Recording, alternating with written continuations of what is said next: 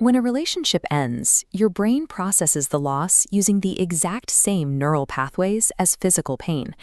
Clinical research shows you can actively accelerate your recovery from this neurological response using a specific, structured journaling technique. To do this, you only need 3 things: a private place to write, whether that's paper, a digital app, or voice notes, a quiet space, and a 15-minute timer. By moving away from chaotic emotional spirals into a deliberate, timed routine, you turn heartbreak from an uncontrollable physical symptom into a measurable, manageable process. Step 1 is choosing your container. Pick a medium you're completely comfortable with. Absolute privacy matters much more than picking out a beautiful notebook. Once you have your medium, tie this practice to an existing calming habit. That could be right after making your morning coffee or before you turn off the lights. Step 2 is establishing your boundary. You'll set a timer for exactly 15 minutes. This diagram shows why that time limit matters. On the left, unstructured free writing or venting often traps the brain in an endless loop of rumination. On the right, structured writing channels those thoughts into a forward-moving trajectory. To keep this forward momentum, you must follow 2 strict rules. When the 15-minute timer sounds, you stop writing immediately, and you never reread the entry right away. Step 3 is choosing your focus.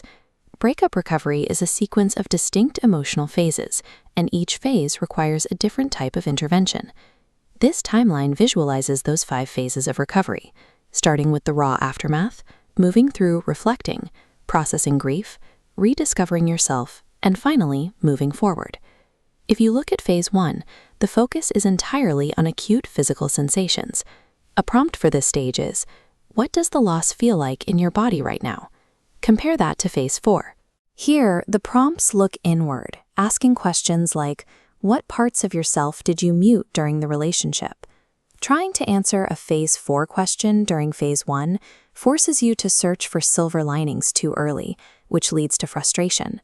Honestly assess where you are on this timeline today and select exactly 1 prompt to focus on for your session.